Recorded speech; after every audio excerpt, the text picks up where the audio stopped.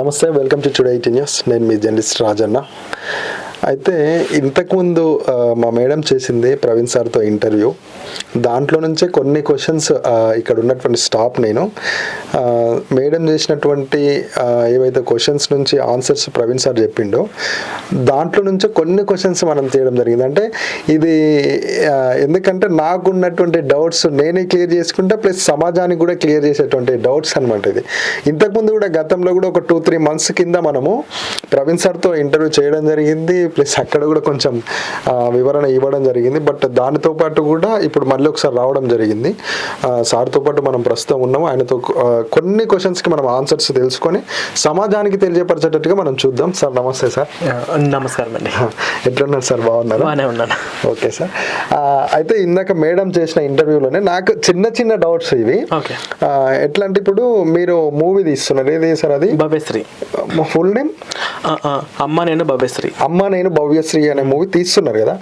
అసలు movie concept ఏంది? అసలు మూవీ కాన్సెప్ట్ ఏంటంటే, ఇప్పుడు ఎవరైతే ప్రేయర్ ఆయిల్తో రోగాలు తగ్గుతాయని చెప్పి నమ్మించి మోసం చేసిన పాస్టర్లు ఎవరైతే ఉన్నారో వాళ్ళందరినీ ఉద్దేశించి తీస్తున్నాం. ఓకే. క్యాప్షన్ కూడా అదే.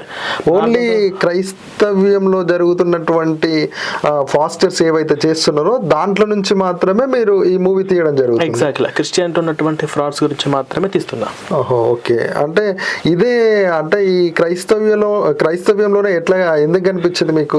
నేను ఇందులోంచి పుట్టి పెరిగి ఇందులోంచి వచ్చి ఉన్నాను కాబట్టి. మీరు ఈ మూవీలో మొత్తం మూఢనమ్మకం అనేది చూపిస్తున్నారు. దేన్ని కూడా మనం నమ్మొద్దు, ఫాస్టర్స్ ఆయిల్ పెట్టి ప్రేర్ చేస్తే ఈ విధంగా జరుగుతుంది, ఈ విధంగా ఉంటుంది, ప్లస్ దీనివల్ల మనకు స్వస్థతలు ఏం జరగవు, మనం బాగుపడతాము అనేది కాకుండా ఇది మొత్తం అబద్ధం అని నిరూపించడానికి ఇది భవ్యశ్రీ మూవీ అనేది మీరు మొదలు పెట్టారు. ఇది రియల్ స్టోరీ.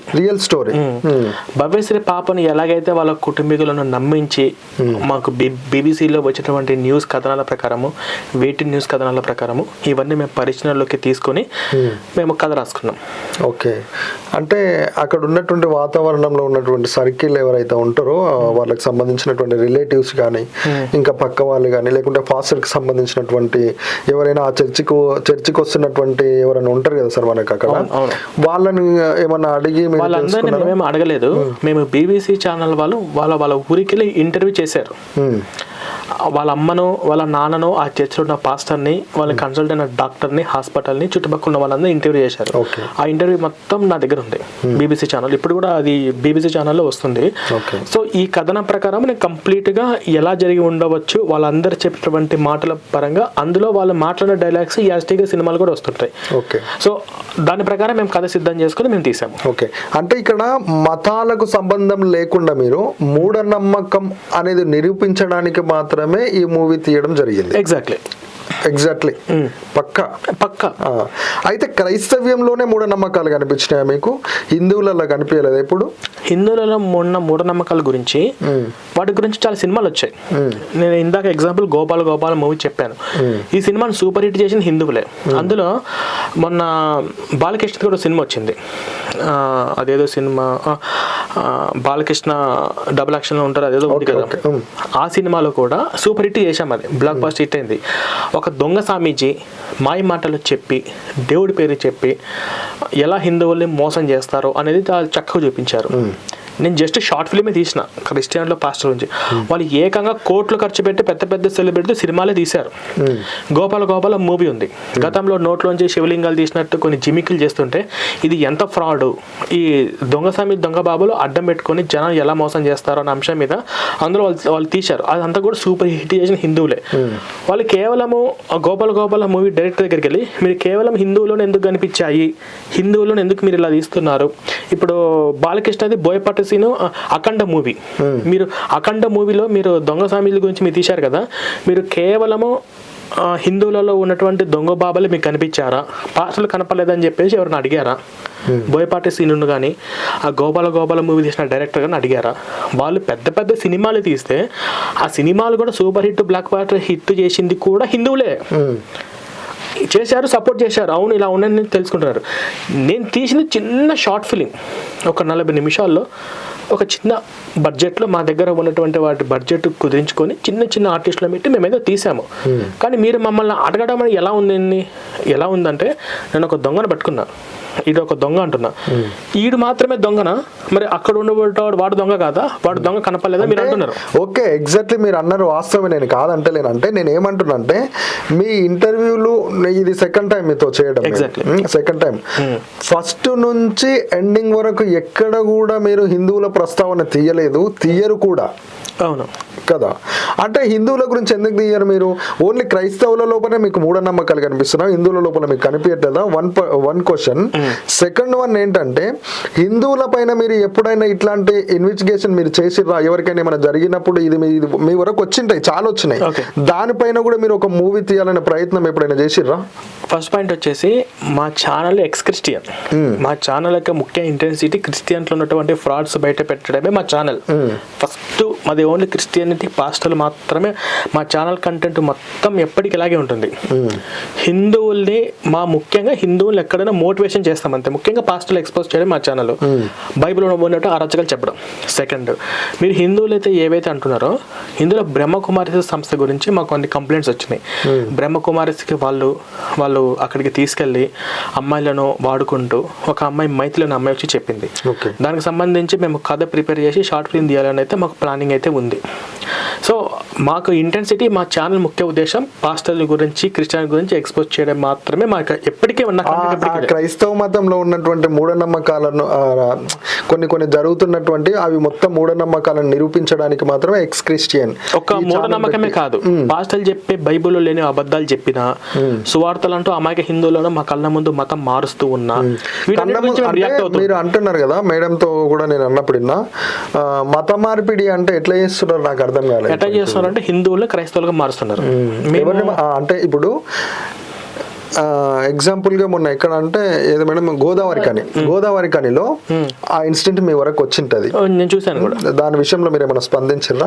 దాని గురించి స్పందించడం అంటే స్పందించలేరు, అంటే స్పందించరు కూడా మీరు దాని విషయంలో. ఎందుకంటే ఆడ మీకు మంచి జరిగింది, అతనికి బొట్టు పెట్టడం, అతనికి ముక్కు తీసుకొని భూమికి రాపియడం, జై శ్రీరామ్ అనిపించడం, అది మీకు నచ్చింది కాబట్టి మీరు దాని విషయంలో స్పందించారు. అది చేయడం కరెక్టే అంటారా మీరు? అది చేయడం 100% కరెక్ట్ అన్నాను. అందులో కొంతవరకు ఏంటి అంటే అతని ముక్కును నెలకి రాపియడం కానీ, ఇన్సల్టింగ్ గా చేయడం, గుంజీలు తిప్పడం, అలాంటి వాటిని నేను వ్యతిరేకిస్తాను. కానీ అందరూ హిందువులందరూ ఒకేలా ఉంటారు. ఈ మత మార్పిడి మీద, పాస్టర్ల మీద చాలా మంది అసహనానికి లోనయ్యారు, తీవ్ర ఆవేశానికి లోనయ్యారు. ఒక్కొక్కరు ఒక రకంగా. అర్థమైంది. మత మార్పిడి అంటే నేను ఒక 10 పాంప్లెట్స్ కొట్టించినవి. ప్రవీణ్ సార్, క్రైస్తవ దేవుని మీరు నమ్ముకోండి, మీకు అన్ని మంచి జరుగుతాయి. నమ్ముకోలేదనుకో ఇంకా మీకు దేవుడు, మీరు నరకానికి పోతారు, అసలు మీరు ఇంకా ఈ భూమిని బతకడం కష్టము. ఏం నమ్ముకోలేం క్రైస్తవంలో? నేను చెప్పేది వినండి. లేదంటే మీరు పరలోకానికి వెళ్తారు, ఇది మాత్రమే మీరు చేయండి, ఇంకా వేరే దేవుళ్ళని నమ్ముకోకండి అని సువార్త చేస్తున్నారు అక్కడ ఉన్నటువంటి క్రైస్తవులు. వాళ్ళు చేసే సువార్త అదే కదా. అదే ఇప్పుడు నేను చెప్పినట్టు యాస్టీస్ గా ఏ క్రైస్తవుడన్నా ఆ విధంగా సువార్త చేసినట్టుగా మీరు చూపిస్తారా? లేదంటే జస్ట్ ఓన్లీ పాంప్లెట్స్ మీకు నచ్చితేనే చదవండి, లేకుంటే వదిలేయండి? మాకు మీ నెంబర్ ఇవ్వండి, నేను మొత్తం వాట్సాప్ లో వీడియోలు షేర్ చేస్తాను. ఈ గుడి పక్కన కూడా ఇళ్ళ మధ్యలోకి వచ్చి మైకులు పెట్టుకొని, మీరు ఏ దేవుని పూజించినా మీరు నరకానికి వెళ్తారు, ఒక యేసుని నమ్మండి, మీరు విగ్రహార్థన చేసడం మన దేవుడికి నచ్చదు, ఇప్పుడు ఈ క్షణమే క్రైస్తవ మతంలో యేసు ప్రభు 2వ రాకడ రాబోతుంది, ఇవన్నీ అంత్య దినాలు, ఇలా ప్రచారం చేసినటువంటి వీడియోలు కోకొల్లలుగా యూట్యూబ్ లో పిలుస్తున్నారు. ఒక ఎగ్జాంపుల్, ఒకడు కారులో పోతా మల్లికార్జున ఒక పాస్టర్ ఉన్నాడు, ఎంత మందిని వాడు మెడలో ఉన్నటువంటి తాయెత్తు తీపించేసేసి ఒక షాప్కి వెళ్ళాడు. షాప్ లో బయట వినాయకుడిది కట్టేసి ఉంటే వినాయకుడు తీసి తింపి అవతల పడేసి ఇది నమ్మకూడదు అని చెప్పి అక్కడ ఉన్న షాప్ వాళ్ళకి కూడా యేసు ప్రభు నమ్ముకోండి అని చెప్పేసి పాంప్లెంట్ ఇచ్చాడు. మొత్తం వాడు చేసేటి వీడియోస్ మొత్తం చాలా మీ వరకు వచ్చినాయి, ఖచ్చితంగా మీ వరకు వచ్చినాయి, మీరు చూశారు కూడా. ఇదంతా ఫ్రాడ్. ఇంకా చెప్పాలి అంటే నా దగ్గర పాంప్లెంట్ ఉంది. మేము కల్వరి టెంపుల్ దగ్గరికి వెళ్ళేటప్పుడు ఒకడు పాంప్లెంట్లు పంచుతూ ఉన్నాడు, ఇలా రోగాలు తగ్గిపోతాయి, యేసు ప్రభు ఒకటి దేవుడు. ఆ పాంప్లెంట్ మీకు చూపిస్తాను, మొత్తం ఫ్రంట్ అండ్ బ్యాక్ ఇంట్లో ఇప్పటికీ ఉన్నాయి. ఏముంటుంది దాంట్లో? నేను ఆ పాంప్లెంట్లు మొత్తం తీసేసి వాని అర్చి ఆ పాంప్లెంట్ కింద పడేసి తొక్కేసా. పాంప్లెంట్ మీరు చదివాను. ఏముంది మ్యాటర్? యేసు ప్రభు దేవుడు, యేసు ప్రభుతో స్వస్థతలు జరుగుతున్నాయి, కుష్టు వాళ్ళు న్యాయమైపోతున్నారు, రోగులు స్వస్థపడుతున్నారు, మీకు కూడా ఏదైనా అనారోగ్య సమస్యలు ఉంటే ఇప్పుడు ఈ చర్చికి పాస్టర్ని నమ్మి మీరు రండి, మీకు ఖచ్చితంగా స్వస్థత జరుగుతుంది. అదే ఉంది, ఫోటోలు ఉన్నాయి, గా ఉంది, నేను మీకు పంపిస్తాను ఫోటోలు కూడా. ఈ దేవుని నమ్ముకుంటేనే స్వస్థత జరుగుతుంది, ఈ పాస్టర్ నమ్ముకుంటేనే స్వస్థత జరుగుతుంది, మీరు ఎగ్జాక్ట్లీ ఇదే చర్చికి రండి అని ఉందా? ఇదే ఉంది. నేను మీకు ఇదే pamphlet front and back photo తీసి, లేకపోతే మీరు రేపు ఇక్కడ ఆఫీస్కి వచ్చినా కూడా మీకు ఇస్తాను నేను. లేదు అంటే మీరు ఇప్పుడు ఈ ఛానల్ ద్వారా మీరు తెలియపరుస్తున్నారు కాబట్టి ఆ పాంప్లెట్ మాకు పెట్టండి. ఎందుకంటే ఏ క్రైస్తవుడు కూడా ఆ విధంగా చేస్తే దాన్ని మేము కూడా ఖండిస్తాం. ఎందుకంటే ఈ విధంగా చెప్పడం అనేది తప్పు. ఈ విధంగా ఎందుకు చెప్పడం? మీకు ఇష్టమైతే నమ్మండి, లేకుంటే అది అంతటితో వదిలేసేయండి అని మేము చెప్తాం. మా దృష్టిలోకి ఏంటంటే ఇప్పుడు మేము చేసే పని ఏంటంటే, మీరు చెప్పారు ప్రవీణ్ ఇది యేసుప్రభు నమ్ముకోండి, ఈయన యేసుప్రభు నిజమేంటో ఇది పరలోకంలో మీరు చెప్పారు. నేను బైబిల్ గురించి ఈ క్రైస్తవ సిద్ధాంతం గురించి నాకు తెలుసు కాబట్టి నేను మిమ్మల్ని క్వశ్చన్ చేయగలుగుతున్నాను. ఊర్లో ఉన్న అమ్మాయికి హిందువులు తెలియదు కదా, వాళ్ళు గుడ్డిగా నమ్మి వెళ్ళే వాళ్ళు ఉన్నారు కదా, వాళ్ళ వరకు మేము తెలియజేసి అవేర్నెస్ చేస్తున్నాం. ఇప్పుడున్న జనరేషన్ లో గుడ్డిగా నమ్ముకొని పోయే వాళ్ళు ఎవరు? మరి ఇప్పుడు పోయే వాళ్ళు వాళ్ళందరూ అదే కదా. ఎవరు ఇప్పుడు చర్చికి వెళ్ళే వాళ్ళందరూ అదే కదా, రోజు మత మారే వాళ్ళందరూ అదే కదా, తెలియక గుడ్డికి వెళ్ళే వాళ్ళు కదా. ఇప్పుడు మా వీడియోలు తెలుసుకొని రియలైజ్, ఇప్పుడు మా ఎక్స్క్రిస్టియన్ ఛానల్లో అయితే మీరు ఎవరైతే గుడ్డిగా నమ్మి హిందువుల నుంచి కన్వర్ట్ అయ్యి క్రైస్తవ మతంలో ఈ విధంగా జరుగుతుంది, మేము అందుకే వీళ్ళు చెప్పడం వల్లనే మేము పోతున్నాము అని ఎవరైనా ఉంటే వాళ్ళని మీరు నేను ఇప్పుడు మీకు ఎన్నో కాల్స్ మీకు నేను తీసుకోపోతా కొంతమంది దగ్గరికి. మీరే ఇప్పుడు ఇక్కడ ఏ మాట అయితే అడిగిరో అదే మాట మీరు వాళ్ళని అడగండి. దానికి ఆపోజిట్ గా నేను కూడా అడుగుతా, అమ్మా ఏ ఫాస్టర్ అయినా మీకు ఈ విధంగా చెప్తేనే మీరు క్రైస్తవ మతంలోకి ఎంటర్ అయిందా, లేకుంటే మీ సంతోషం మేరకు మాకు నిజంగానే జరుగుతుంది, అది కూడా మాకు మేము నమ్ముకుంటే మాపై మేము దేవునిపై నమ్మకం పెట్టుకుంటేనే చేస్తాడనే ఉద్దేశం మీద పోయిర్రా, లేకుంటే అక్కడ ఉన్న ఫాస్టర్ అమ్మా ఇది నమ్ముకోండి మీకు ఖచ్చితంగా స్వస్థత జరుగుతుంది అని అంటేనే పోయిరా అని నేను అడుగుతా. ప్లస్ మీరు కూడా అడగండి. దానికి వాళ్ళు ఏం ఆన్సర్ చెప్తారో అప్పుడు మీరు దానికి ఏం చెప్తారో నేను చెప్తానండి. చర్చికి వెళ్ళే వాళ్ళందరూ కూడా రోగులు స్వస్థత జరుగుతాయి. ఎవరైనా కూడా క్రైస్తవంలోకి వెళ్ళిన వాళ్ళు బైబిల్ మొత్తం చదివాను, అందులో యేసుప్రభు క్యారెక్టర్ నాకు బాగా నచ్చింది, పాత నిబంధనలో యెహోవా క్యారెక్టర్ నాకు బాగా నచ్చింది, మంచి విషయాలు మంచి జ్ఞానం మీద ఉంది కాబట్టి నేను మతం మారనని ఎవరు అన్నారు. వీళ్ళందరూ కూడా చచ్చాక పరలోకం వస్తుంది, చర్చికి వెళ్తే రోగాలు తగ్గిపోతాయి, కుటుంబాల మధ్య బంధుత్వాలు ఇవన్నీ కూడా అంటే వాళ్ళు మీరు అక్కడ నమ్ముకుంటే ఈ విధంగా వస్తుంది అంటారా, లేకుంటే ఈ క్రైస్తవ మతంలోకి వస్తే సత్య మార్గం తెలుసుకుంటారా నాయన, మీరు ఇది తాగొద్దు, ఇది తినొద్దు, ఇట్లా ఉండొద్దు, ఈ వ్యభిచారం ఇట్లా చెయ్యొద్దు, ఇవి అన్నీ ఉంటాయి, ఇవి అన్నిటికీ మనం స్పందించి ఈ నడవడికలో మనం నడిస్తే మనం పరలోకం పోతాము అని చెప్తారా, లేకుంటే నువ్వు ఇదే నమ్ముకోవాలి, ఇది నమ్ముకుంటేనే నీకు ఈ విధంగా జరుగుతుంది, లేకుంటే నువ్వు నరకానికి పోతావు అని చెప్పే పాస్టర్స్ ఎవరైనా ఉన్నారా? వాళ్ళు ఎంతసేపు మీరు చెప్పిన పదాలు యాస్టీజ్ గా వాళ్ళు అదే స్టార్ట్ చేస్తారు. తాగుబోతులు, వ్యభిచారులు, రౌడీలు. మొన్న ప్రవీణ్ పాస్టర్ ఎందుకు తాగిండు మరి? అది ఎందుకు? ఇప్పుడు ప్రవీణ్ బగడాల గురించి మీరు ఏమంటారు? ఆయన తాగిండని మీరు నమ్ముతున్నారు, నమ్మట్లేదు. ఇప్పుడు ఐజీ పోలీస్ డిపార్ట్మెంట్ వాళ్ళు అతను పోస్ట్ మార్టం రిపోర్ట్ చూసి డిక్లేర్ చేసేసింది. ఫస్ట్ సెకండ్ వన్ వచ్చేసి మా దగ్గర కొన్నాడు అని చెప్పేసి చెప్పినటువంటి సాక్ష్యాధారాలు 950 రూపాయలు ఫోన్ పే చేసింది వైన్ షాప్, సాక్ష్యాధారం ఉంది. 3 మా దగ్గరికి వచ్చి మా దగ్గర కొన్నాడు అని అమ్మిన వైన్ షాప్ పర్సన్ కూడా ఒకడు ఉన్నాడు, సీసీ కెమెరాలు ఉన్నాయి, అమ్మిన పర్సన్ చెప్తున్నాడు, మన దగ్గర ఐజీ పోస్ట్ మార్టం రిపోర్ట్ ఉంది, ఆ తర్వాత ఫోన్ పే నెంబర్ ఉంది. ఈ వీటి అన్నిటి బట్టి ప్రవీణ్ బగడాల తాగిండని చెప్పి మీరు నమ్ముతున్నారు, నమ్మట్లేదు? నాకు కన్ఫర్మ్ చేయండి. ఇది వినండి, నేను కన్ఫర్మ్ చేయాలంటే ఫస్ట్ ఆ మాట వినాలి. మీరు కన్ఫర్మ్ చేయండి అన్నమాట అని అన్నప్పుడు నేను అవును ఆయన తాగే చచ్చిపోయినా నేను ఎట్లా చెప్తా చెప్పలేను కదా. ఇప్పుడు రూల్స్ అండ్ రెగ్యులేషన్స్, మనకు రూల్స్ అండ్ రెగ్యులేషన్స్ ఉంటాయి, చట్టపరంగా దాన్ని ఒక దానికి అప్పచెప్పినాం, వాళ్ళు ఏది నిర్ణయిస్తే మనం దాన్నే నమ్ముతాం కదా. అయితే అక్కడ ఉన్నటువంటి క్రైస్తవులు కూడా కొంతమంది నమ్మట్లేదు, ఇది సృష్టిస్తున్నారు అని చెప్తున్నారు కదా. ఇప్పుడు మేము నేను ఒక జర్నలిస్ట్ గా నేను నమ్మాల్సింది ఏంటంటే చట్టాన్ని నేను నమ్ముతా, చట్టపరంగా ఈ విధంగా ఇచ్చింది, అందుకు ఈ విధంగా జరిగింది, ఎగ్జాక్ట్లీ ఇదే సీసీ ఫుటేజ్లు కూడా మనకు అవుట్పుట్ ఇచ్చారు వాళ్ళు, దీన్ని చూసి కూడా మనం నమ్మకపోతే అది దానికన్నా ఇంకా వేరే ఉండదు అని మేము అనుకుంటాం. అయితే ఇక్కడ ఉన్నటువంటి క్రైస్తవ్యానికి సంబంధించినటువంటి కొంతమంది వ్యక్తులు ఇది కాదు, ఇది యాక్సిడెంట్ కాదు, ఇది హత్యనే అంటున్నారు కదా. మరి వాళ్ళు కూడా కొన్ని ప్రూఫ్స్ మనకు అంటే అక్కడ జరుగుతున్నటువంటి ఆయన షర్ట్ కానీ ఆయన పైన పడ్డటువంటి బైక్ కానీ యాక్సిడెంట్ అయితే ఈ విధంగా జరుగుతుంటుందా, లేకుంటే ఆయన వేసుకున్న టీ షర్ట్ కాలర్ కానీ ఆయన వేసుకున్నటువంటి కింది వరకు కమీస్ అంటాం మనం మా భాషలో, తెలంగాణ భాషలో కమీస్ అంటాం, ఫుల్ హ్యాండ్స్ అంటారు కదా, ఇక్కడ ఉన్నటువంటి కొంచెం ఎయిర్వేషన్ ఉన్నాయి కదా, మరి ఇవన్నీ కూడా ప్రవీణ్ పగడాలకు వేసుకున్నటువంటి యాక్సిడెంట్ అయినప్పుడు షర్ట్ పైన ఇవన్నీ కూడా లేవు కదా అన్న వాళ్ళు అంటున్నారు. మరి ఈ ఎవరైతే అంటున్నారో వాళ్ళకి ఉన్నటువంటి అనుమానాలు మొత్తం ఒక బుక్లో ఒక పేపర్లో రాసుకొని వాళ్ళ దగ్గర ఉన్న ఆధారాలన్నీ తీసుకొని డిపార్ట్మెంట్ ఐజీ దగ్గరికి వెళ్తే మొత్తం క్లియర్ చేస్తారు ఎట్లా పడ్డారు.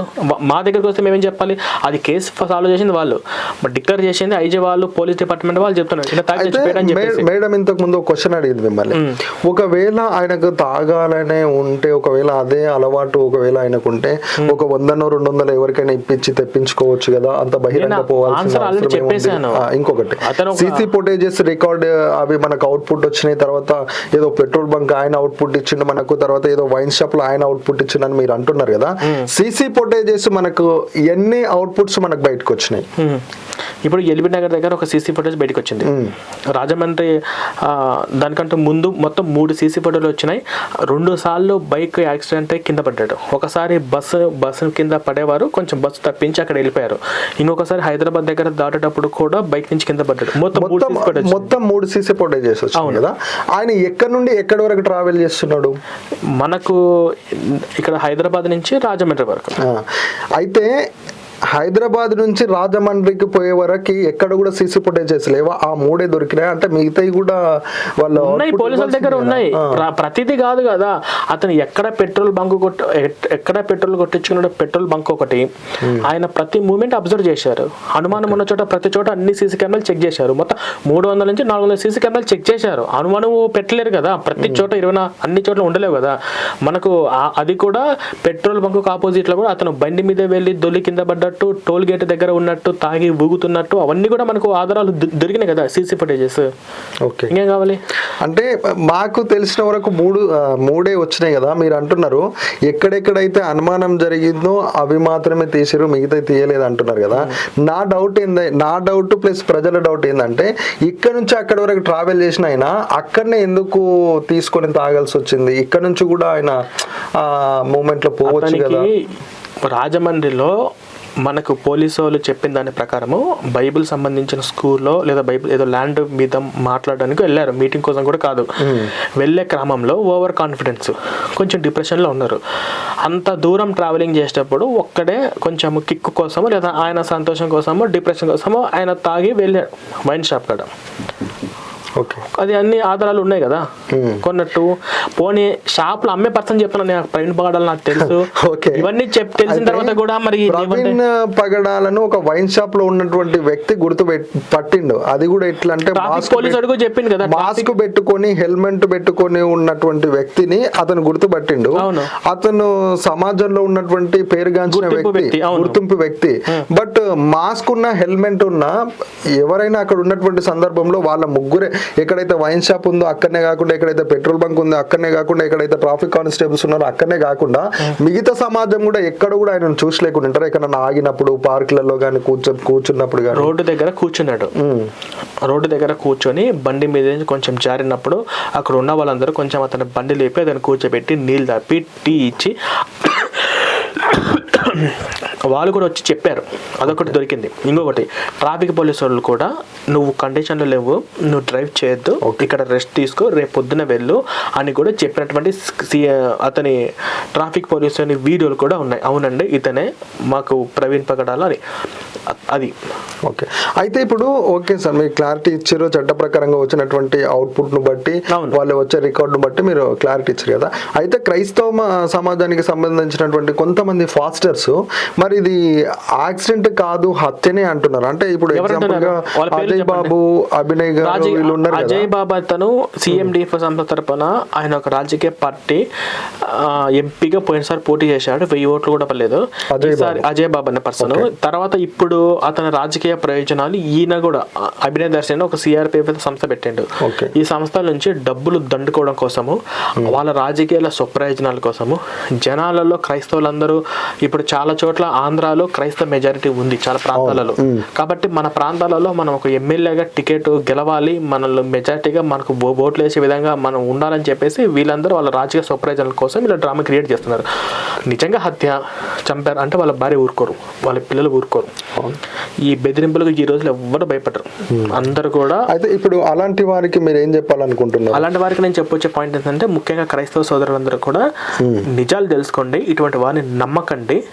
సో ఎవరో చంపారని చెప్పేసి వాళ్ళ మీదకి రెచ్చగొట్టి ప్రయత్నాలు జరుగుతుంటే వాటికి మీరు రెచ్చిపోకండి, నిర్ణయాలు తీసుకోవద్దు, చట్టాన్ని గౌరవించండి. ఓకే. అంటే ఫైనల్గా ఒకటి, మనం చిన్న చిన్న గ్రామాలలో మండలాల్లో సువార్త చెప్పడానికి మనం పోయినప్పుడు చూస్తుంటాం, కొంతమంది హిందువులు వచ్చి వాళ్ళ మీద దాడి చేయడం కానీ, రీసెంట్గా గోదావరికి అనేదే కాకుండా మళ్ళీ ఎక్కడ మేడం అతను సింగర్ ఎవరు ఉండరు కదా, అతను మన ప్రవీణ్ పగడాల గారు చనిపోయినప్పుడు సునీల్ గారు అని చెప్పేసి ఆయన ఒక దగ్గర జానపద గాయకుడు, ఆయన క్రైస్తవ మతం గురించి ఆయన సువార్త ఎవరు నమ్మినా నమ్మకున్నా నా సువార్త నేను చెప్పుకుంటా అని చెప్పేసి ఒక దగ్గర సువార్త చెప్పుకుంటున్నాడు.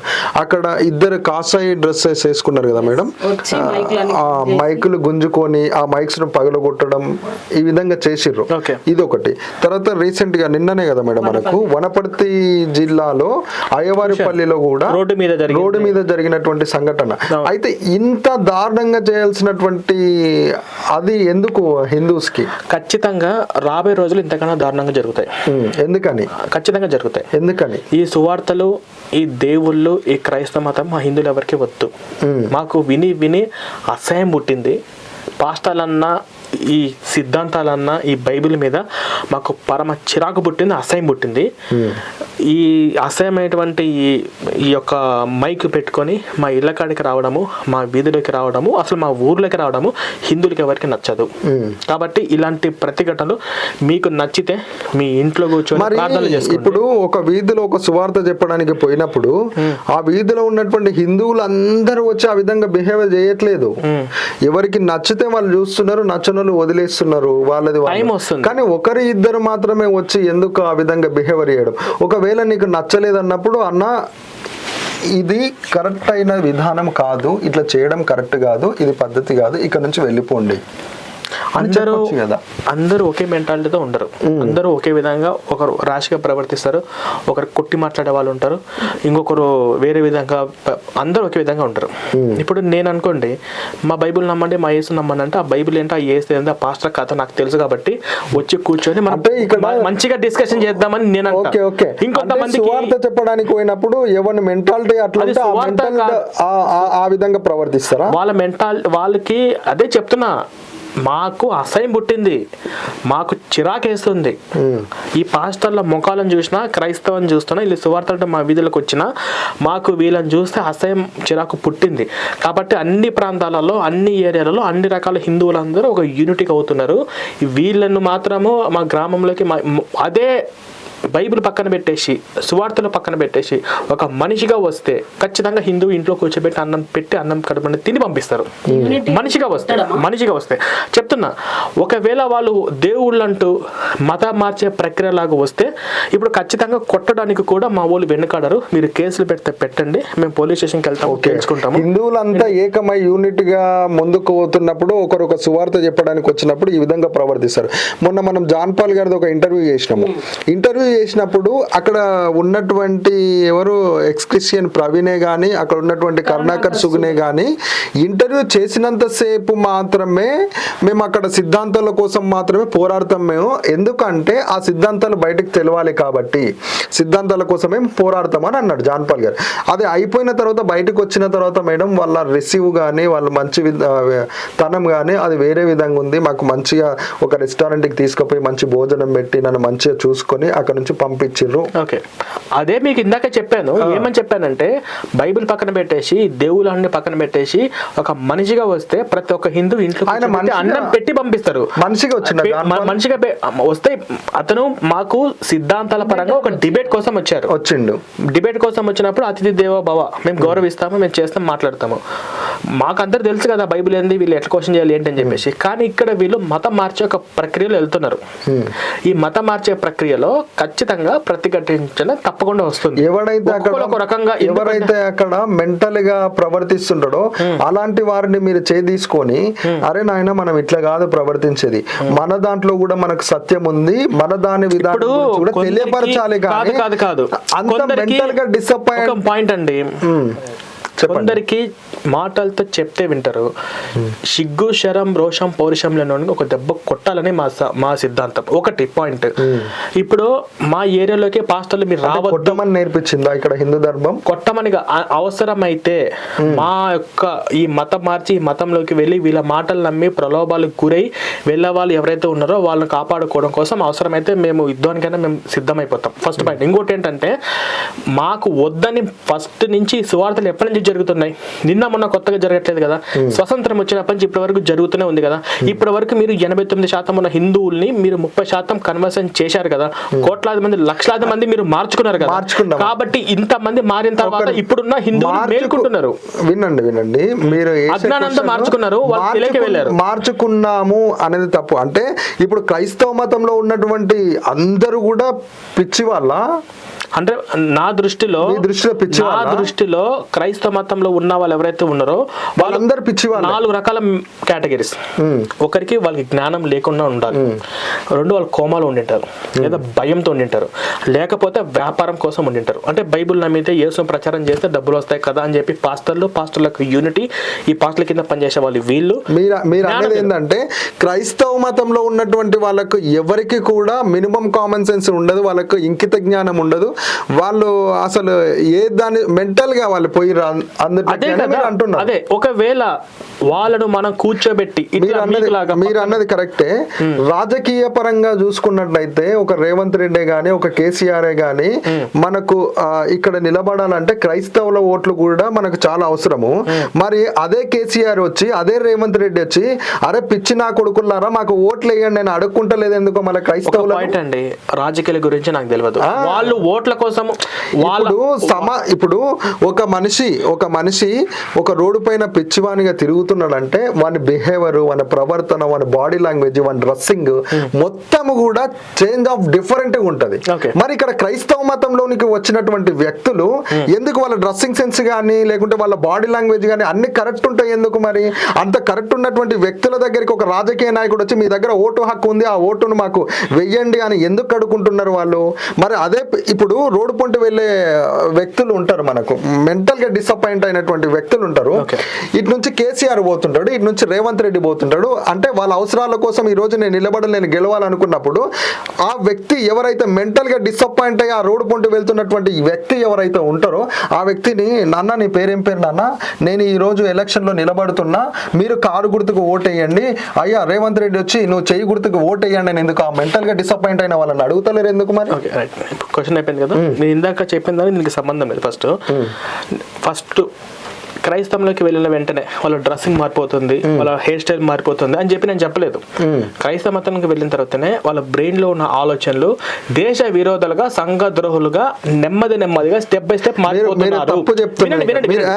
నా క్వశ్చన్ వినండి ఫస్ట్. ఈ క్వశ్చన్ నాకు అర్థమైంది. ఇప్పుడు క్రైస్తవ మతంలోకి వెళ్ళిన తర్వాత రాజకీయ పరంగా ఎందుకు తీసుకొచ్చారని మీరు అంటున్నారు కదా. అవును, రాజకీయ పరంగా నేను ఎప్పుడు చెప్పాను? పొలిటికల్ నాకు సంబంధం లేదు. మీరు సంబంధం లేదు అంటున్నా. నేను అడుగుతున్నా, నేను ఏం అడుగుతున్నా అంటే క్రైస్తవ మతంలో ఉన్నటువంటి వాళ్ళకు ఎవరికి కూడా మినిమం కామన్ సెన్స్ లేదు అని మీరు అంటున్నారు కదా. అలాంటి వారిని ఒక రాజకీయ నాయకుడు వచ్చి ఎందుకు మాకు ఓట్లేయండి అని అడుక్కుంటున్నారు అంటే వాళ్ళ దృష్టిలో అది లేదంటారా? ఒకటి, అది రాజకీయ నాయకులు ఎవరైతే ఉన్నారో అది వాళ్ళు క్వశ్చన్ చేయండి. మీరు వాళ్ళు కూర్చోబెట్టి ఇలా క్రైస్తవ ఓట్లు కావాలా, ముస్లింస్ ఓట్లు కావాలా, లేదా హిందూ ఓట్లు కావాలా అని వాళ్ళు అడగండి. నేను రాజకీయ నాయకుని కాదు కదా. క్వశ్చన్ కంప్లీట్ చేయండి, ఆన్సర్ కంప్లీట్. వినండి ఒక్కసారి. ఇప్పుడు ఒక రేవంత్ రెడ్డి దగ్గరికి మిమ్మల్ని తీసుకుపోవాలన్నా, ఒక కేసీఆర్ దగ్గరికి మిమ్మల్ని తీసుకుపోవాలన్నా నేను పోయి అంట, అయ్యా రేవంత్ రెడ్డి గారు, అయ్యా కేసీఆర్ గారు, ఈ సమాజంలో ఉన్నటువంటి ఓన్లీ హిందువుల ఓట్లు మాత్రమే మీరు అడగండి. క్రైస్తవ మతంలో ఉన్నటువంటి వ్యక్తులు మొత్తం కూడా మినిమం కామన్ సెన్స్ లేనటువంటి వ్యక్తులు, వాళ్ళు పిచ్చి వాళ్ళకి ఏం తెలియకుండా, వాళ్ళకు మినిమం మైండ్ మెచ్యూర్ లేకుండా కూడా క్రైస్తవ మతంలోకి వెళ్ళిర్రు. అలాంటి ఓట్లు మీరు అడుక్కోకండి. ఎందుకంటే కొంతమంది ఈ విధంగా మనకు చెప్తున్నారు. అలాంటి వ్యక్తి ఒక ఎక్స్ క్రిస్టియన్ ప్రవీణ్ ప్రవీణ్ అనే వ్యక్తి చెప్తున్నారు. మరి దీనికి మీరు ఏమంటారని అడిగినప్పుడు మీరు ఆ రేవంత్ రెడ్డి దగ్గరికి కానీ ఆ కేసీఆర్ దగ్గరికి కానీ వచ్చి అవును క్రైస్తవ మతంలో ఉన్నటువంటి వ్యక్తులు మొత్తం పిచ్చి వాళ్ళని ఓట్లు మీరు అడగకండి అని మీరు చెప్పగలుగుతారా? సరే అయిపోయిందా ఇంకేమన్నా? చెప్పండి, అయిపోయింది. చెప్పాలంటే చెప్పండి, లేదు టైం ఇస్తే నేను మాట్లాడతాను. క్వశ్చన్ మొత్తం అయిపోయింది కదా. ఓకే. ఇప్పుడు క్రైస్తవ మతంలోకి వెళ్ళిన వాళ్ళందరికీ ఈ విధమైనటువంటి లక్షణాలు ఉంటాయి. మేము దాన్ని ఉదాహరణలతో సహా క్రైస్తవులను కూర్చోబెట్టి మేము చెప్పేది. దీనికి పొలిటికల్కి సంబంధం లేదు. పొలిటికల్ వాళ్ళు ఓట్లు అడుగుతున్నారా, వాళ్ళు ఓట్లు ఇప్పుడు బీజేపీ డైరెక్ట్ చెప్తే నాకు హిందువులు దేశం కోసం మీరు ఆలోచించే వాళ్ళు ఎవరైనా ఉంటే వాళ్ళు నాకే ఓటేయండి అని చెప్పేసి అంటున్నారు కదా. నరేంద్ర మోడీ అంటే క్రైస్తవులు వద్దంటున్నారు. దేశం గురించి ఆలోచించే వాళ్ళు, దేశ భవిష్యత్తు క్రైస్తవులు ఉన్నారు, ఇంకోసం ఆలోచించే హిందువులు మాత్రమే నాకు ఓటేయండి అని అడిగిందా?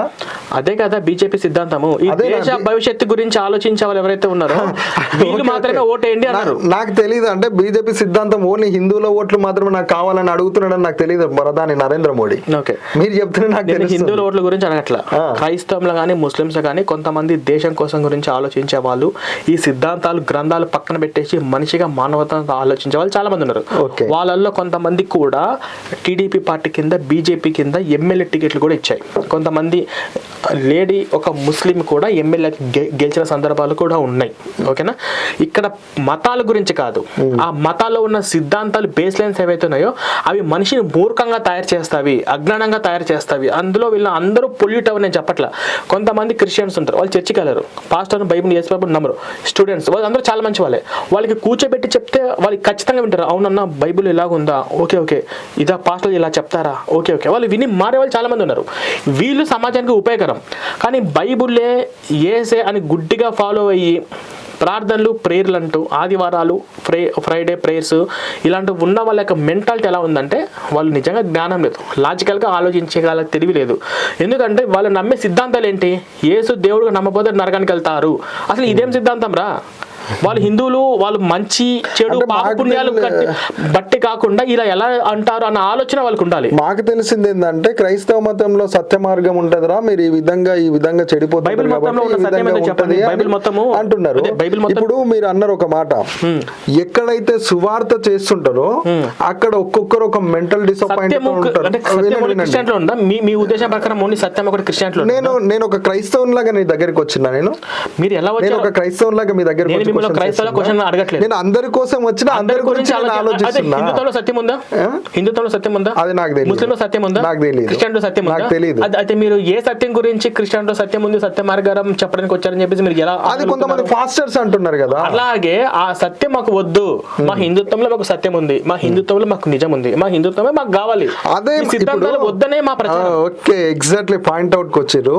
ఏ క్రైస్తవుడు అయితే అక్కడికి వెళ్ళి సత్య మార్గం ఉంటుంది ఇందులో నడచండి అని వాళ్ళు చెప్తున్నారు, అదే మార్గం పొంటే మీరు కూడా వెళ్ళి అరే నాయన దాని ఎందుకు, మన దాంట్లో కూడా మన హిందూ ధర్మం ప్రకారం కూడా మనం ఇట్లా వెళితే మన దాంట్లో సత్యం ఉంటుంది, మనం ఇట్లా నడవాలి, మన నడవడిక ఈ విధంగా ఉంటుందని మీరు కూడా. నేను అదేగా చెప్పేది, విలేజ్ లో మీటింగ్స్, నేను విలేజ్ లో ప్రతి చోట మీటింగ్స్ వెళ్తే బుక్లెట్లు పంచేది, అందరి చోట గ్రామాలలో అవేర్నెస్ చేసి. అప్పుడు మీరు ఏం చెప్తున్నారు? క్రైస్తవ మత దేవుని నమ్ముకోకండి, ఆయన నడవడిక ఎగ్జాక్ట్లీ అదే. ఇప్పుడు మీరు ఎగ్జాక్ట్ అట్లా చెప్తున్నప్పుడు నేను ఏం చెప్తున్నాను, మీరు అట్లా చెప్తున్నప్పుడు మన క్రైస్తవులు నేను ఎప్పుడు కూడా జరిగాయి, మా కారును ఫాలో అయ్యారు. విజయనగరం జిల్లాలో క్రైస్తవులు పాస్టర్లు, విజయనగరం జిల్లాలో మేము అక్కడ మీటింగ్స్ గుడి లోపల పెట్టుకొని మీటింగ్స్ వీడియో మొత్తం ఉంది. అరే చర్చికి వెళ్ళిన వల్ల మన అన్నదమ్ములు, మన అక్క చెల్లెళ్ళే, వాళ్ళను మీరు తెలుసో తెలియక వాళ్ళ మాటలు నమ్మి వెళ్ళారు. కూర్చోబెడితే బయటకు వచ్చే వాళ్ళు చాలా మంది ఉన్నారు. వాళ్ళకి బైబిల్ గురించి చెప్పడం చెప్పి బుక్లెట్లు ఇచ్చి వాళ్ళు హిందూ దేవుల పటాలు ఇచ్చి మేము వచ్చాం. గుడి బయట మమ్మల్ని మాతో పాటు శివాలి గారు, వంశీ గారు, మేము ముగ్గురము, తర్వాత గణేష్ ఒక 5 మెంబర్స్ వెళ్ళాము. 5 మెంబర్స్ మొత్తానికి చర్చిలో మైక్ లో అనౌన్స్ చేస్తున్నాడు, ఈ ఊరికి ఎక్స్క్రిస్టియన్ ప్రేమ వచ్చాడు, వాడు మత గొడవ పెట్టినకు వచ్చారు, అందరు కలిసి వీళ్ళు కొట్టండి అని చెప్పేసి మైక్ లో అనౌన్స్ చేశారు. మొత్తం కలిసి ఆ చర్చిలో మేము వెళ్తుంటే మా కారును ఫాలో, ఆ రోజు రాత్రి మేము అక్కడే స్టే చేయాల్సింది. ఈ అటాక్ కు మా కారును ఫాలో అయ్యి చాలా దూరం వరకు ఆ ఊరు దాటేంత వరకు కూడా కొంతమంది మాకు సపోర్ట్ గా ఇచ్చి కారు దాటికిచ్చిన తర్వాత విజయనగరం టౌన్ కి వచ్చి 1-2 ఆ ప్రాంతంలో వాళ్ళని వీళ్ళని రిక్వెస్ట్ చేసుకొని రూములు తీసుకొని అక్కడ మేము స్టే చేసాం. అటాక్స్ కూడా జరిగినాయి విజయనగరం 2 times. విజయనగరంలో ఉన్నటువంటి ఫాస్టర్ ఎవరు సార్? అతని పేరు నాకు తెలియదు, అతని వీడియో మొత్తం అయితే యూట్యూబ్ లో ఉంది.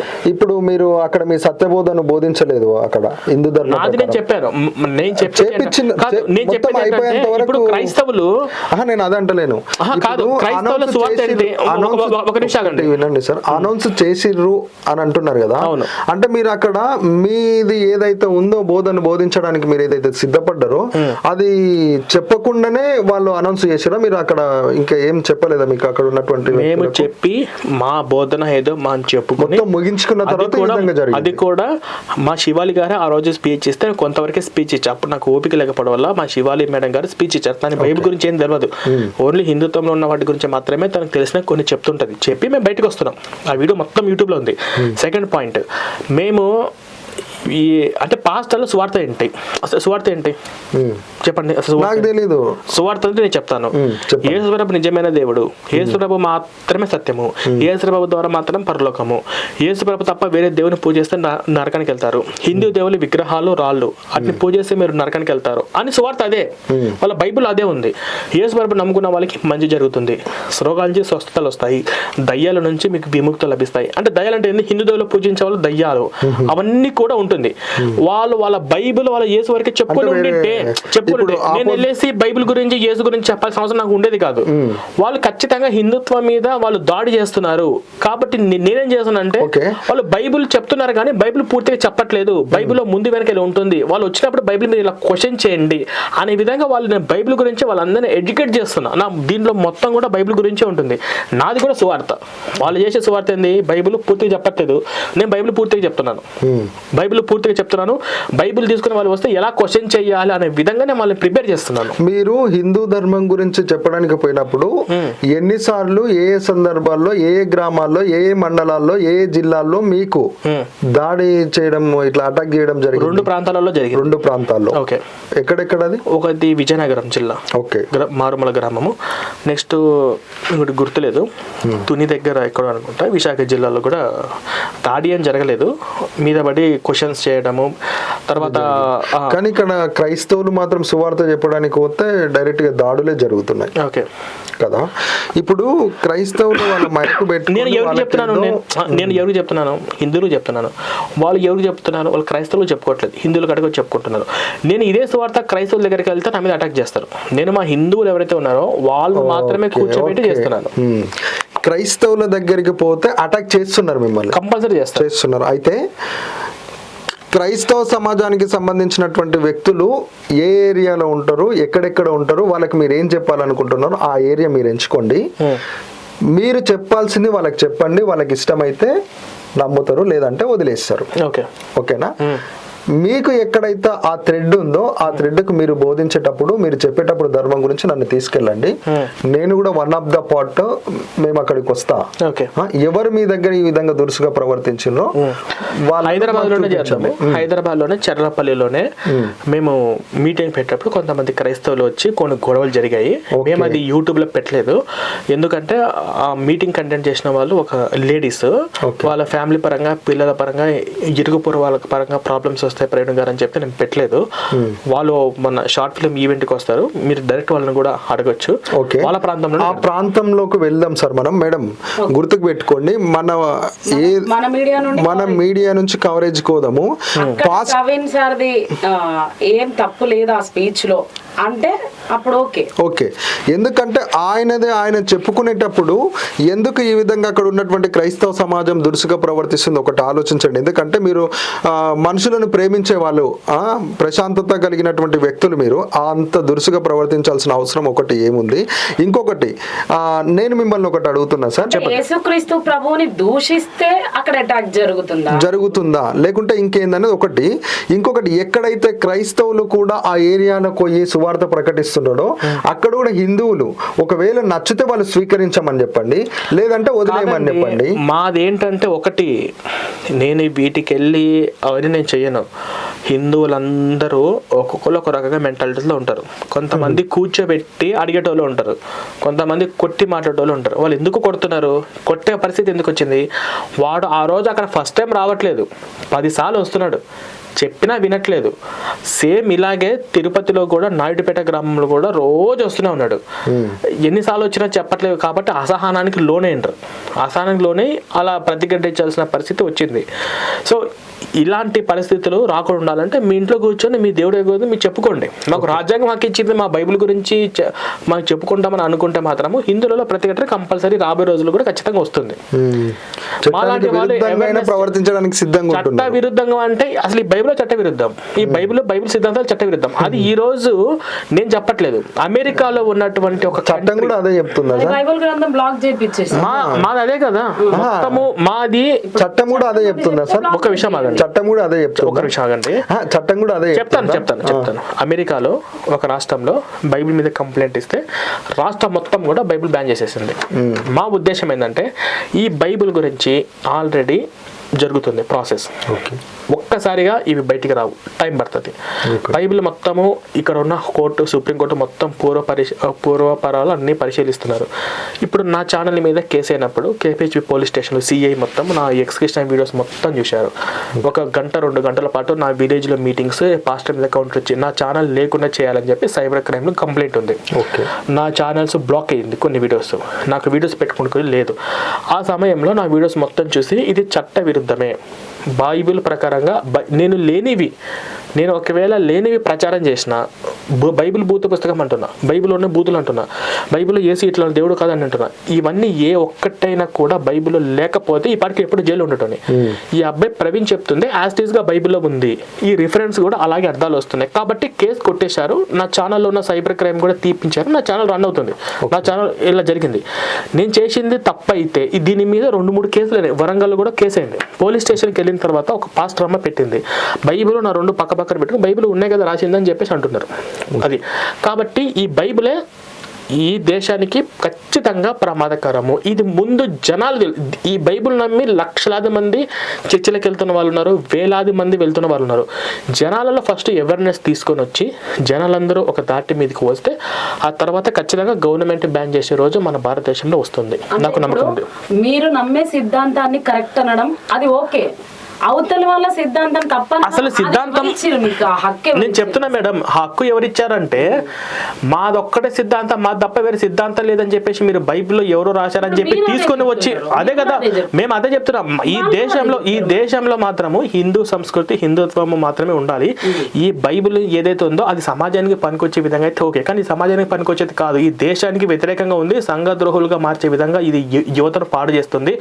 ఇప్పుడు ఇదే బైబిల్ని అడ్డం చేసుకొని భవిశ్రీ పాప చనిపోలేదా, పూర్ణిమ చనిపోలేదా, 2 దేవదాసు ఇంకొక పేరు వినయ్ అని 2 బాప్తిసం తీసుకుంటూ ప్రాణాలు పోలేదా, ఇలాంటి ఎన్నో జరుగుతున్నాయి రిఫరెన్స్. ఇప్పుడు ప్రార్థన ద్వారా రోగాలతో ప్రేరాలతో స్వస్థతలు జరుగుతాయని చెప్పి నమ్మించే అందరి పాస్టర్ లెక్క ముఖ్య ఇంటెన్సిటీ ఏంటంటే ఈ బైబిల్లో ఇక్కడ రిఫరెన్స్ ఉంది కాబట్టి యేసు నమ్మిన వాళ్ళని సూచన క్రియలు కనబడును అని చెప్పేసి. అసలు ఈ వచనమే లేకపోతే వాళ్ళు అలా చేసేవాళ్ళు కాదు. ఆ ఒక్క వచనం చూపించి చూశారా, ఈ వచనం ప్రకారము యేసు నమ్ముకున్న వాళ్ళకి ఇలా స్వస్థతలు చేస్తారు, మేము కూడా చేస్తామని చెప్పి నమ్మించి ఈ రోజు ఇన్ని ప్రాణాలు పోతున్నాయి. బయటకు వచ్చిన తక్కువ, బయటికి రానివి చాలా ఉన్నాయి. కాబట్టి ఈ బైబిల్ నాకు ఒకటి అర్థం కాదు, అక్కడ ఉన్నటువంటి ఫాస్టర్స్ ఈ బైబిల్లో ఇట్లా ఉంది మేము కూడా చేస్తామని ఓపెన్ గా చెప్పుకుంటున్నారు కదా, లేదంటే మేము ఈ విధంగా చెప్తున్నాము మీరు కూడా అదే విశ్వాసంతో ఉంటే మీకు ఆ విధంగా జరుగుతుంది అని చెప్పి నేను అదే చెప్తున్నాను. ఈ వీడియో పరంగా అసలు స్వస్థతలు జరుగుతాయా జరగవా చెప్పేది ఏంటంటే విశ్వసించండి, నమ్మండి. ఎవరికి జరుగుతుంది చూడండి, నేను అదే నమ్మకపోతే వదిలేయండి, నమ్మకండి, విశ్వసించకండి. పెట్టి అన్నం తింటేనే కడుపు నిండుతుంది అంటారు, ఆ అన్నం తినకుండా మీ కడుపు నిండుతుంది అంటే తప్పు. ఒక విషయం ఆగండి, ఇక్కడ అన్నము తింటే కడుపు నిండుతుంది, ప్రూఫ్ ఉంది. ప్రార్థన ద్వారా రోగం తగ్గుతుందని ప్రూఫ్ లేదు, నమ్మకం విశ్వాసమే. ఓ పని చేద్దాం, ఎవరికి జరుగుతుంది చెప్పండి. ఇప్పుడు అన్నం వాళ్ళకి మనం ప్రూవ్ చేయండి. మరి ఇప్పుడు అదే ఇప్పుడు నేను చెప్తున్నా కదా, మనం హాస్పిటల్కి వెళ్దాం, ఒక పేషెంట్ పట్టుకుందాం, క్రిస్టియన్ పేషెంట్ పట్టుకుందాం, వీబు గారిని పట్టుకుందాం. నాగరాజ్ అనే పర్సన్ కరెంట్ షాక్ కొట్టి మంచం మీద పట్టుకొని లేవలేని స్థితిలో 4-5 సంవత్సరాల నుంచి యేసు ప్రభు సేవ చేసుకుంటూ ఉన్నాడు ఒక పర్సన్. అతని యూట్యూబ్ ఛానల్ కూడా ఉంది. అతను పట్టుకుని అతని మీద స్వస్థత చేపిద్దాం, వీబు గారు కళ్ళు తెప్పిద్దాం. అయితే పాస్టర్స్ ఏమంటారంటే ప్రార్థన చెప్తున్నాను నమ్మండి. వాళ్ళు నమ్మట్లేదా? వాళ్ళ పాస్టర్లు కదా, అవును, వాళ్ళు యేసు ప్రచారం చేశారు కదా. కానీ హాస్పిటల్స్ కి వెళ్ళొద్దని వాళ్ళు చెప్తలేదు. వాళ్ళు చెప్తున్నారు హాస్పిటల్ కి వెళ్ళొద్దని. అంటే మీ దృష్టిలో ఏ పాస్టర్ చాలా మంది మా దగ్గర ఉన్నటువంటి సాక్ష్యాలు, రక్తాలతోటి పాస్టర్స్ దగ్గర గానీ మంత్రాల దగ్గర గానీ అక్కడికి తీసుకెళ్తే రక్తం ఆగిపోతుందా? కట్టు కడితేనే ఆగిపోతుంది. అది మీకు తెలుసు, నాకు తెలుసు, అమాయకులకు తెలియదు. అందరికి తెలుసు, తెలియదు, అమాయకులకు తెలియదు. ఇప్పుడు మీరు 5 లక్షలు ఇవ్వండి, బెట్టింగ్ యాప్ ద్వారా మీకు 10 లక్షలు ఇస్తాను, మిమ్మల్ని నమ్మిస్తాను, మీరు ఇస్తారా?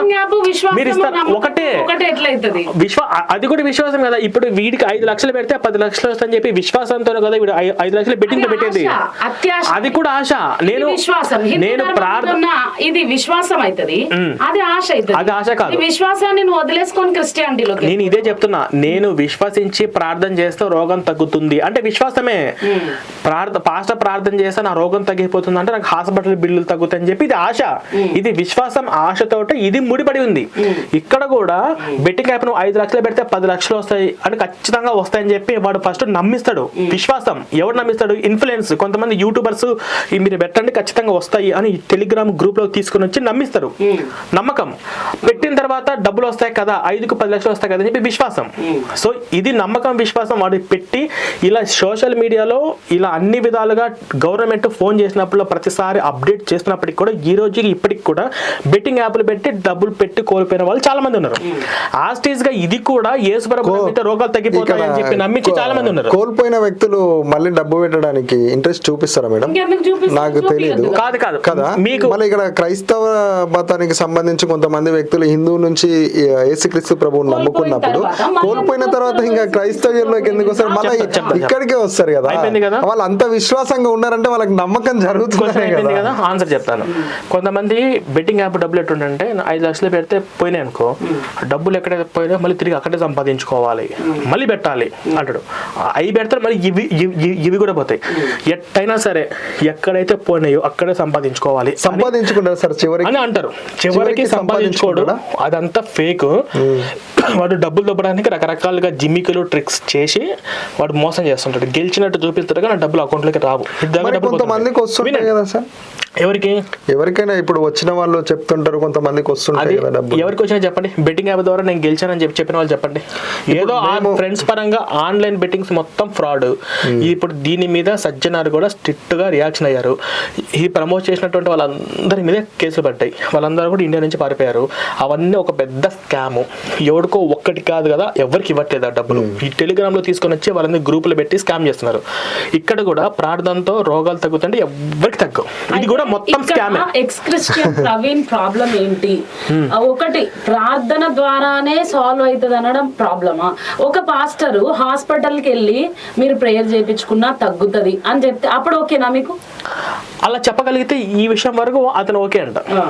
హాస్పిటల్ కి వెళ్ళండి అమ్మా, మా ప్రయత్నం మేము చేస్తాం, ప్రార్థన చేస్తాం. మీ ప్రయత్నం ఓకే, ఇంతవరకు నేను ఒప్పుకుంటా. ఓకే, మీరు హాస్పిటల్కి వెళ్ళండి. ఏంటంటే ఓన్లీ ప్రేయర్ ఆయిల్ ద్వారా లేకపోతే ప్రేయర్ ద్వారా తగ్గుతుంది అలా ఏ పాస్టర్ అన్నాడు? ఓ పని చేయండి, అలా ఏ పాస్టర్ అన్నాడు. ఎందుకు అంటే అలా చెప్పగలిగితే ఈ చర్చ్ ఎందుకు, పాస్టర్ ఎందుకు, ప్రేయర్లు ఎందుకు, స్వస్థత సువార్త మహాసభలు ఇవన్నీ ఎందుకు? ఇవన్నీ వేస్టే కదా. వాడు అలా చెప్పడు. పోనీ చెప్పించండి, డెఫినెట్ గా చెప్తారు. ఒకరు విపి రెడ్డి అయితే చెప్తున్నారు, విజయప్రసాద్ రెడ్డి చెప్తున్నారు. చూపించుకున్నారా, ఏ డాక్టర్ ని కన్సల్ట్ అయినరు? ఖచ్చితంగా వాళ్ళకు ఎవరో ఒకరు చెప్పారని. మూర్ఖులు కాకపోతే మేము కూడా అంటున్నాం కదా, వాళ్ళు ఒకవేళ మూర్ఖులు కాకపోతే వాళ్ళు ఏం సజెషన్ చెప్తారంటే, అమ్మ మేము ప్రార్థన చేస్తాం, మీరు కూడా డాక్టర్ ని కన్సల్ట్ అవ్వండి, ఇదే చెప్తారు. మీరు అన్నట్టుగా ఇంతకు ముందు జాన్ వెస్లీ పాస్టర్ వాళ్ళ భార్యను హాస్పిటల్ తీసుకెళ్లే కదా సర్జరీ చేపించారు. మరి ఆయన జాన్ వెస్లీ ఏం చేశారంటే గతంలో ఒక కేసు చెప్పాడు అనమాట.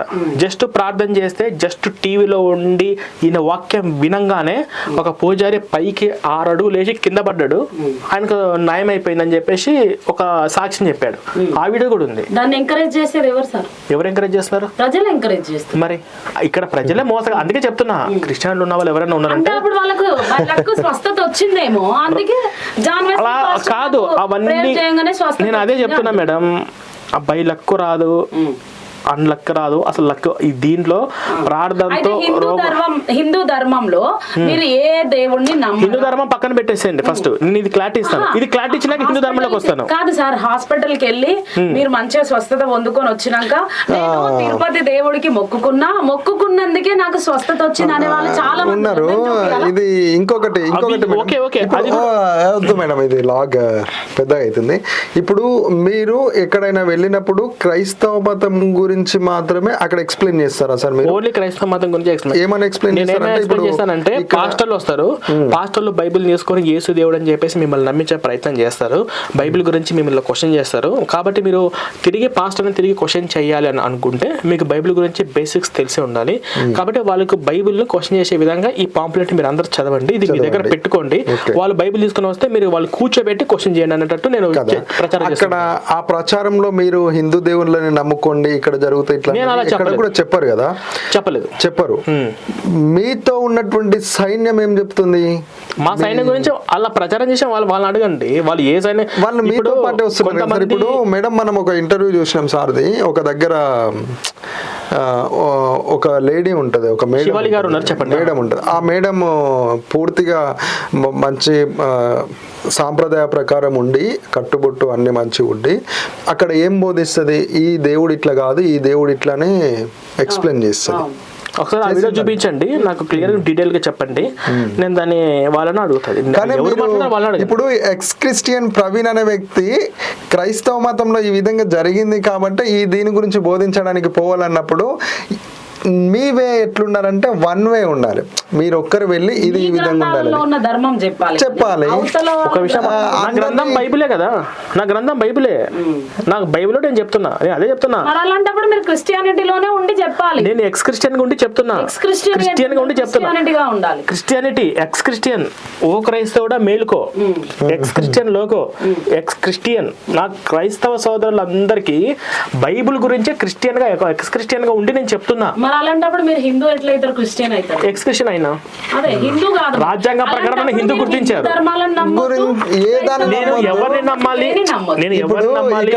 ఒక విషయం వేరే విధంగా ఉంది మేడం. మీరు ఎట్లా చేయాలి సార్ అంటే చెప్పేది ఏది కూడా వన్ వే నుంచి వెళ్ళొద్దు. ఇక్కడ క్రైస్తవ మతాన్ని తీసుకుని అందుట్లో మీకు కొన్ని అనుభవాలు ఉన్నాయి కాబట్టి దాని గురించి మీరు ఇది ఈ విధంగా ఉంది, ఇది ఈ విధంగా ఉంది, దీన్ని నమ్మొద్దు, మీరు పక్కదారిలో పోతున్నారని మీరు ఇక్కడ చెప్తున్నప్పుడు అదే రూట్ ఇంకో రూట్ కూడా ఎంచుకోవాలి. హిందూ ధర్మానికి సంబంధించినటువంటి కూడా కొన్ని ఈ విధంగా ఉన్నాయి కాబట్టి దాని గురించి కూడా ఎక్స్ప్లెయిన్ చేయాలి. అట్లా చేస్తాను కదా. ఎక్స్ క్రిస్టియన్ ప్రవీణ్ జెన్యూన్ అక్కడ క్రైస్తవ మతం కోసం పోరాడుతున్నాడు, ఇక్కడ హిందూ మతం కోసం పోరాడుతున్నాడు. ఆయన హిందూ మతంలో ఉన్నటువంటి క్రైస్తవ మతంలో ఉన్నటువంటి మూఢనమ్మకాలను మొత్తం బయటికి తీసేసి ఇవన్నీ ఏవి కూడా లేవు. అర్థమైపోయింది. కానీ రేపు నేను ఏ కలర్ షర్ట్ వేసుకోమంటారు? అది నాకెట్లా తెలుసు? నేను ఎట్లా ఏ కలర్ చెప్పులు వేసుకోమంటారు? నేను ఎట్లా రేపు వాచ్ పెట్టుకొని రావాలా వద్దా? ఇది ఎవరి ఇష్టం, నా మీద నా ఇష్టమే కదా. నేను అలాగే నేను గ్రామాలకి ఏ ప్రచారం చేయాలి, ఏ ప్రచారం చేయకూడదు. ఒకటి అంటే హిందుత్వం గురించి ఒక మాట, హిందుత్వం గురించి, హిందుత్వ లోపాల గురించి, హిందూ గ్రంథాల గురించి చిన్నజీర స్వామి లాంటి వాళ్ళు, గరికపాటి నరసింహ లాంటి వాళ్ళు, ఎంతో మంది గురువులు మేధావులు వాళ్ళ ఛానల్స్ లో చెప్పుకుంటూనే వస్తున్నారు. వాళ్ళు హిందూ గ్రంథాల గురించి, రాముడి గురించి, కృష్ణుడి గురించి, ఆంజనేయ స్వామి గురించి, అసలు అందులో ఉన్నట్టు లోపాల గురించి, తప్పుల గురించి, ఒప్పుల గురించి, అందులో ఏం చూడాలి, ఏం చూడకూడదు, ఏం నేర్చుకోకూడదు అని చెప్పేసి వాళ్ళు చెప్పేవాళ్ళు చాలా మంది ఉన్నారు. కానీ బైబిల్లో ఉన్నటువంటి లోపాల గురించి చెప్పేవాళ్ళు ఎవరు లేరు, చాలా తక్కువ మంది ఉన్నారు. మాది హిందూ గ్రంథాల గురించి ఎక్స్పోజ్ చేయడం కాదు, మా ఇంటెన్సిటీ క్రిస్టియానిటీలో ఉన్నటువంటి ఫ్రాడ్స్ ఎక్స్ప్లెయిన్ చేయడమే నా ఛానల్ యొక్క ముఖ్య ఉద్దేశం. అది ఎవరికి చెప్తున్నా? క్రిస్టియన్స్కి చెప్తున్నా, హిందువులకి చెప్తున్నా. హిందువులు చాలా మంది క్రిస్టియన్స్ నన్ను విని అర్థం చేసుకున్న వాళ్ళు చాలా మంది ఉన్నారు. హిందువులందరూ కూడా అలర్ట్ అయిన వాళ్ళు చాలా మంది ఉన్నారు, అలర్ట్ అవుతున్నారు. ఓకే అన్న ప్రవీణ్ అన్న ఇలా ఉందా, ఓకే ఇది మొత్తం చదువుతున్నారు. బైబిల్లో నేను ఇస్తున్నా, ఇందులో హిందూ గ్రంథాల్లో ఒక్క అంశం కూడా రాయలేదు. వాళ్ళు కూడా ఏం చేస్తున్నారంటే క్వశ్చన్ ఏంటంటే మాట, ఇది ఫైనల్ గా ఒక క్వశ్చన్ ఏంటంటే, ఓ క్రైస్తవ్యుడా మేలుకో అవును, బుక్లెట్ అవును, కదా. అవును. ఓ క్రైస్తవ్యుడా మేలుకో అన్నప్పుడు క్రైస్తవ్యాన్ని మేలుపరచండి, అవును. మేలుకోపరచండి. అవును. ఇందులో ఉన్నారు మీరు మూఢనమ్మకాలు నమ్మొద్దు, మీ ప్రార్థన ఏదో మీరు చేసుకోండి, మీరు నిజాన్ని తెలుసుకోండి, అది చెప్పొచ్చు కదా. అదే చెప్తున్నా కదా, నిజాలు అదే చెప్తున్నా. ఇందులో టర్న్ చేస్తున్నారు, టర్న్ చేయట్లేదు కాదు, బైబుల్లో ఉన్నటువంటి నిజాలు ఇది, పాస్టర్లు చెప్పే అబద్ధాలు అది. క్రైస్తవులారా మీరు మోసపోతున్నారు. బైబుల్లో యేసు దేవుడు కాదు, యేసు దేవుడు అని చెప్పి ప్రచారం చేస్తున్నారు. యేసు దేవుడు కాదు అన్నట్టు ఒక్క రిఫరెన్స్ అయినా మీ పాస్టర్ని అడగండి. యేసు దేవుడు కాదు అనడానికి ఎన్నో రిఫరెన్స్ ఉన్నాయి. ఉదాహరణకి ఈ రిఫరెన్స్ ప్రకారం అడగండి. సెకండ్ ఆగండి. నెక్స్ట్, ఒరే బాబు క్రైస్తవులారా, యేసు ప్రభు రెండో రాకడ లేదు, రెండో రాకడ ఉందని చెప్పేసి మిమ్మల్ని నమ్మించి మోసం చేస్తున్నారు. సో ఈ రెండో రాకడ కాన్సెప్ట్ లేదు, దీనికి రిఫరెన్స్ ఉన్నాయి, మీ పాస్టర్ని అడగండి. తర్వాత బైబుల్లో యెహోవా అనే దేవుడు ఉన్నాడు, ఆ దేవుడి గురించి మీకు ఎవరు ఎప్పుడు చెప్పట్లేదు. ఆ దేవుడి గురించి పూర్తిగా తెలుసుకోవాలనుకుంటే ఈ వచనాలు కొంచెం ఇన్ఫర్మేషన్ ఇస్తాను చూడండి. క్రైస్తవ సహోదరులారా మేలుకోండి, బైబిల్ పూర్తిగా చదవండి. అక్కడక్కడ చదివి వాళ్ళు చెప్పింది నిజమని చెప్పేసి మీరు నమ్మి గుడ్డిగా ఫాలో అవ్వద్దు. ఈ బుక్లెట్ తప్పని చెప్పి నిరూపించడానికి కోసం చాలా మంది పాస్టర్లు ఆన్లైన్ ఆఫ్లైన్ డిబేట్ చేశారు. నేను అదే చెప్తున్నా. ఓకే సార్, ఇప్పుడు మేడం ఎక్స్ క్రిస్టియన్ ప్రవీణ్ ఓ క్రైస్తవుడా మేలుకో అని చెప్పి క్రైస్తవ మతం గురించి ఈ లోపాలు ఉన్నాయి, ఇవి ఉన్నాయి అని చెప్పి బయటికి తీయడానికి పోరాడుతున్నాడు కదా. అయితే చిన్నజీయర్ స్వామి వీళ్ళ గురించి కూడా టాక్ వచ్చింది కదా, వాళ్ళు కూడా హిందూ మతంలో ఇవి ఉన్నాయి అని చెప్పి వాళ్ళు రోజు ప్రచారం చేస్తున్నారా? ఎందుకు చాలా మంది చేస్తున్నారు కదా. పాయింట్ అవుట్ మీరు విన్నారు కదా మేడం, నేను అడిగిన క్వశ్చన్ ఏంది, గరికపాటి గారు ఒక దొంగ స్వామీజీ గురించి ఎక్స్పోజ్ చేసినది ఉన్నాయి. కరుణాకర్ సుగ్గుణ గారు వీడు రంగురాలతో మోసాలు చేసేటువంటి వాటి గురించి లలిత్ కుమార్ అన్న పెట్టిన వీడియోలు ఉన్నాయి. ఇంకొక స్వామీజీ ఉన్నారు, జాతకాలు చెప్తారు కదా, వేణు జాతకాలు చేసే మోసాల గురించి బయట పెట్టిన వాళ్ళు ఉన్నారు. ఎవరు? హిందువులే. హిందూ ఒక ఆర్గనైజేషన్ సంస్థ ఉండి కూడా వాళ్ళు చెప్తున్నారు హిందువులు ఇలా ఉన్నారు. కానీ హిందుత్వాన్ని వదిలేయండి అని చెప్పలేదు. ఇలాంటి వాళ్ళు ఉంటారు, మేలుకోండి హిందుత్వం. నేను క్రైస్తవ్యంలో ఉన్న వాళ్ళు మీరేం చేస్తున్నారంటే హిందూ ధర్మం నమ్మండి గొప్పది, అది ఇది మొత్తానికి ఫేక్ అని నిరూపిస్తుంది. ఫేకే మరి, అది ఎట్లా ఫేక్ అవుతుంది? ఫేక్ మరి, ఫేక్ అని అది ఎట్లా ఫేక్ అవుతుంది అంటే మరి వచ్చి ప్రూఫ్ చేయండి, సో ఒక డిబేట్ పెట్టండి. నేను అదే అడుగుతున్నా కదా. ఎక్స్ క్రిస్టియన్ ప్రవీణ్ రాసిన బుక్లెట్ అది ఫేక్ అని నిరూపిస్తే, ఎగ్జాక్ట్లీ పరిశుద్ధ గ్రంథమైన బైబుల్ని మీరు పరిశుద్ధంగా ఒప్పుకుంటా. నేను రాసినవన్నీ బైబిల్లో లేవు, వీటికి అర్థాలు వేరేగా ఉన్నాయి, ప్రవీణ్ నువ్వు పూర్తిగా అర్థం చేసుకోలేదు అని చెప్పగలిగిన పాస్టర్ ఎవరన్నా ఉంటే రండి కూర్చోండి. ఆల్రెడీ ఫ్రైడే రోజు డిబేట్ ఉంది, మేము జాన్ పాల్తో మేము డిబేట్ చేశాము.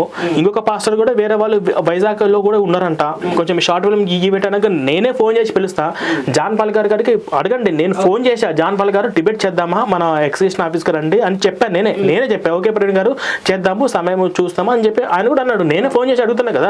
సో మా ఛానల్ ద్వారా మేము కూడా మీకు మాట ఇస్తున్నాం, తప్పకుండా అందులో ఉన్నవి అబద్ధాలని ప్రూఫ్ చేసే పాస్టర్ ముందుకు మేము తీసుకొస్తాం. 2 months క్రితం 3 months క్రితం కూడా మీ ఛానల్ ఇంటర్వ్యూకి ఇచ్చినప్పుడు ఇదే మాట చెప్పాను. ఓకే, అప్పటికి మేము ఈ బుక్ ఎవరికి ఇవ్వలేదు, మొన్న మా ఆఫీస్ కి వచ్చి కూడా బుక్ తీసుకెళ్ళిండ్రు. అలాంటి పాస్టర్స్ ఎవరైనా ఉన్నారంటే ఖచ్చితంగా మేము డిబేట్ కి ఒక 10 పుస్తకాలు తీసుకోండి, 10 కాకపోతే ఒక 20 పుస్తకాలు, 10-20 పుస్తకాలు మీరు తీసుకోండి. ఇప్పటి వరకు ఈ బుక్ పైన మీరు ఎవరితో డిబేట్ లో పాల్గొన్నారా సార్? దీని మీద మేము క్రాంతి కుమారు, టిఎస్ కుమారు, తర్వాత వీళ్ళెవరు అతని పేరు ఉంది, ఒక 4-5 మంది పాస్టర్లతో ఆన్లైన్లో డిబేట్ చేశాం. తర్వాత ఆన్లైన్లో 5 మంది పాస్టర్లతో చేశాము. తర్వాత ఎదురెదురుగా జాన్ పాల్ గారు ఒకరితోనే చేశాము. మొన్న రీసెంట్గా కూడా ఒక సాల్మన్ రాజు అనే పాస్టర్ తోటి జస్ట్ కొంచెం ఇంట్రడక్షన్ మీద చేశాము. కొంతమంది ఫోన్లతోనే చేశాము, ఆన్లైన్ లేదు. తర్వాత ఇప్పుడు సాల్మన్ రాజు గారితో ఫ్రైడే రోజు ఉంది. ఒక 5 డిబేట్లు ఆన్లైన్, ఒక డిబేట్ జాన్ పాల్తో ఎదురెదురుగా చేశాము. జాన్ పాల్తో చేసినప్పుడు ఈ పుస్తకం అబద్ధమని మీరు ఆ డిబేట్ మొత్తం చూసినాక మీరే నిర్ణయించుకోండి. మొత్తం డిబేట్ చూడండి. అంటే ఇంతకు ముందు మేడం తో అన్నారు కదా, నేను పెడదాము. అయితే అంటే నేను అంటున్నా మేడం, ఇంతకు ముందు మేడం తో అన్నారు, మేము చూడడం మీద మీరు ఓపెన్ గా చెప్పేశారు. ఫస్ట్ జాన్ పాల్ తో నేను డిబేట్ లో పాల్గొన్నప్పుడు జాన్ పాల్ ఓడిపోయిందని ఓపెన్ గా చెప్పిండు. మీరు కూడా మా ఇంటర్వ్యూ చూడండి, ఈ రోజు రిలీజ్ చేసినాం మేము. ఛాలెంజ్ వచ్చి నా ముందు చేయమని చెప్పండి మేడం, అతను ఒక్కటే కాదు, ఓపెన్ ఛాలెంజ్ సార్. ఎవరైతే బైబుల్ ని బూతు పుస్తకం, మీరే అన్నారు మా ఇంటర్వ్యూలో, బైబుల్ ని బూతు బూతు పుస్తకం అని అన్నారో, ఎవరైతే యేసుక్రీస్తు ప్రభు దేవుడు కాదని అంటున్నాడో అది నిరూపిస్తే నేను నా పాస్టరిజాన్ని వదిలేయడానికి సిద్ధంగా ఉన్నారు.